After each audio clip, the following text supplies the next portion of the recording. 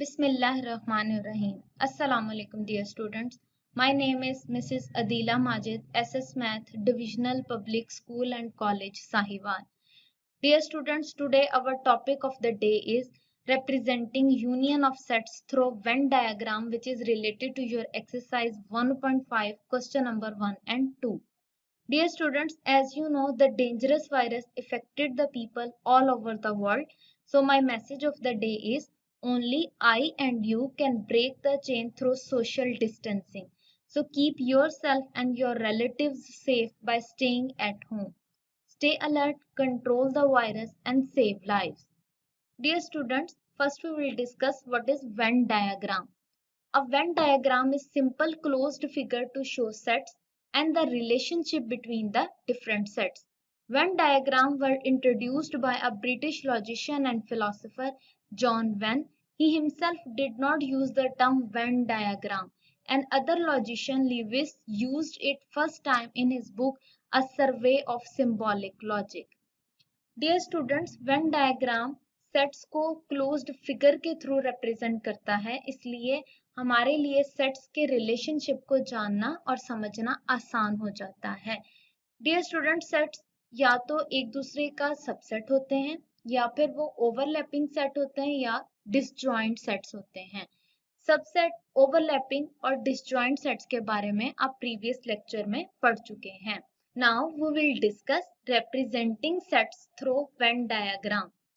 In Venn diagram, a universal set is represented by a rectangle and other sets are represented by simple closed figure inside the rectangle. In Venn diagrams, the shaded region is used to represent the result of the operations.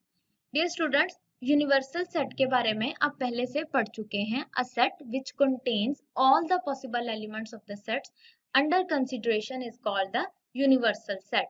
It is represented by symbol U. For example, the universal set of whole number is 0, 1, 2, 3, 4 and so on.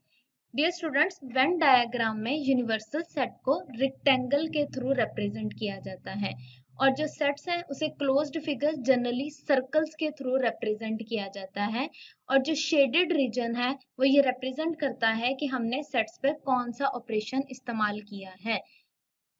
Now we will discuss operations on set through Venn diagram. We can represent the union of two sets through Venn diagram when A is a subset of B, B is a subset of A and B are overlapping sets, A and B are disjoint sets. First we will discuss Venn diagram when A is a subset of B. When all the elements of a set A are also the elements of the set B, then we represent A union B through Venn diagram as. Dear students, A B का subset कब होगा? जब ए के तमाम elements B में मौजूद होंगे. इसलिए जब हम उनकी वेन डायग्राम बनाएंगे तो हम अपने यूनिवर्सल सेट के लिए रेक्टेंगल बनाएंगे और अपने जो सेट्स हैं उनको सर्कल्स के थ्रू रिप्रेजेंट करेंगे. अब चूंकि ए के तमाम एलिमेंट्स बी में मौजूद हैं, इसलिए ए का सर्कल हम बी वाले सर्कल के अंदर ड्रॉ करेंगे. अब हमारे पास जो ऑपरेशन है वो यूनियन है, यानी हमने A यूनियन B लेना है और आपको पता है जब हम यूनियन लेते हैं तो हम दोनों सेट्स के तमाम एलिमेंट्स को लेते हैं, लेकिन जो एलिमेंट उनके दरमियान कॉमन होता है उसे हम रिपीट नहीं करते हैं. जब हम इनकी शेडिंग करेंगे तो A और B दोनों सेट्स को शेड कर देंगे. Now we will discuss when B is a subset of A. When all the elements of set B are also the elements of a set A, then we can represent A union B through Venn diagram as. Dear students, B A का subset कब होगा? जब B के तमाम elements set A में मौजूद होंगे. तो हम जब वेन डायग्राम बनाएंगे तो B वाले सेट का सर्कल जो है वो हम A वाले सेट के अंदर ड्रॉ करेंगे. अब यहाँ पर भी हमारे पास जो ऑपरेशन है वो यूनियन है, इसलिए A और B दोनों के सर्कल्स शेड होंगे. Now we'll discuss our exercise 1.5 question number 1. Shade the diagram according to given operation. A union B when B is a subset of A. हमें डायग्राम दी गई है जिसमें B का सर्कल A वाले circle के अंदर draw किया गया है, यानी कि B सबसेट है A का. लेकिन हमारे पास जो ऑपरेशन है वो यूनियन है। और अभी हमने देखा जब यूनियन लेते हैं तो हम दोनों सर्कल्स को शेड करते हैं क्योंकि दोनों सेट्स के एलिमेंट्स उसमें मौजूद होते हैं। इसलिए हम ए वाला सर्कल भी और बी वाला सर्कल दोनों ही शेड कर देंगे। और जो शेडेड रीजन है वो क्या शो करेगा, ए यूनियन बी को। Now we will discuss when A and B are overlapping sets. When only a few elements of two sets A and B are common, then sets A and B are called overlapping sets, which can be represented through Venn diagram as. Dear students, दो set overlap कब करते हैं, जब उनके दरमियान में common element मौजूद होते हैं। इसलिए जब हम इनका सर्कल्स ड्रॉ करेंगे तो हम एक के सर्कल को दूसरे सर्कल के अंदर से ड्रॉ कर देंगे ताकि हमारे पास एक कॉमन एरिया आ जाए और उस कॉमन एरिया में हम दोनों सेट्स के कॉमन एलिमेंट्स को लिखेंगे। अब यहाँ पर भी हमारे पास चूंकि ऑपरेशन यूनियन को शो करना है, इसलिए दोनों सर्कल्स शेड हो जाएंगे और उनका कॉमन एरिया भी शेड हो जाएगा और जो शेडेड पोर्शन है वो A यूनियन B को रिप्रेजेंट करेगा। Now we will discuss when A and B are disjoint sets.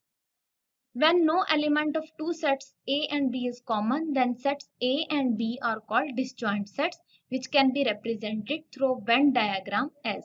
Dear students, दो सेट डिसजॉइंट कब होते हैं, जब उनके दरमियान कोई कॉमन एलिमेंट ना हो। तो जब हम इनकी वेन डायग्राम बनाएंगे तो दोनों सेट्स के सर्कल अलग अलग ड्रॉ किए जाएंगे। लेकिन हमारे पास चूंकि हमने ऑपरेशन यूनियन ही शो करना है, इसलिए जब हम इनकी शेडिंग करेंगे तो A और B दोनों के सर्कल्स को शेड कर देंगे क्योंकि यूनियन में दोनों के एलिमेंट्स लिखे जाएंगे। Now we will discuss our exercise 1.5 question number 1। Shade the diagram according to given operation A union B for disjoint sets. हमें दो सेट्स दिए गए हैं A और B, दोनों चूंकि डिसजॉइंट है इसलिए सर्कल अलग अलग ड्रॉ किए गए हैं। लेकिन हमारे पास ऑपरेशन A यूनियन B है, इसलिए हम A और B दोनों को शेड कर देंगे और जो शेडेड एरिया है वो क्या रिप्रेजेंट करेगा, A यूनियन B को। याद रखिएगा यूनियन में दोनों सेट्स के एलिमेंट्स लिए जाते हैं और जो एलिमेंट दोनों के पास मौजूद हो उसे हम सिर्फ एक दफा लिखते हैं। Now we will discuss our exercise 1.5 question number 2 third part. If set U contain elements 1, 2, 3 and so on up to 10 and set A contain elements 1, 4, 8, 9 and 10 and set B contain elements 2, 3, 4, 7 and 10, then we have to find A union B is equal to B union A through Venn diagram. Dear students, पहले हम solution find out कर लेते हैं। हमारी left hand side पर दिया गया है A union B। A union B के लिए हम पहले A का सेट लिखेंगे, यूनियन फिर B का सेट। और यूनियन में हमने चूंकि तमाम एलिमेंट्स लिखने हैं और कॉमन एलिमेंट को सिर्फ एक बार लिखना है, इसलिए हमारे पास जो रिजल्ट बन जाएगा वो क्या आएगा, 1, 2, 3, 4, 7, 8, 9 एंड 10। इसी तरह हमारी राइट हैंड साइड पर हमने B यूनियन A लेना है, तो सेट B के एलिमेंट्स यूनियन सेट A के एलिमेंट्स। और जब हम यूनियन लेंगे तो हमारे पास रिजल्ट क्या बन जाएगा, 1, 2, 3, 4, 7, 8, 9 एंड 10। आप देख सकते हो लेफ्ट हैंड साइड और राइट हैंड साइड दोनों की यूनियन का आंसर बिल्कुल एक जैसा आया है।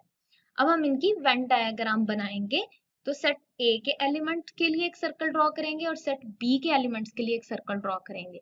लेकिन आप देख सकते हो सेट A और B दोनों में कॉमन एलिमेंट्स मौजूद हैं। तो जब कॉमन एलिमेंट मौजूद हो तो वो सेट्स क्या होते हैं, वो ओवरलैपिंग सेट होते हैं।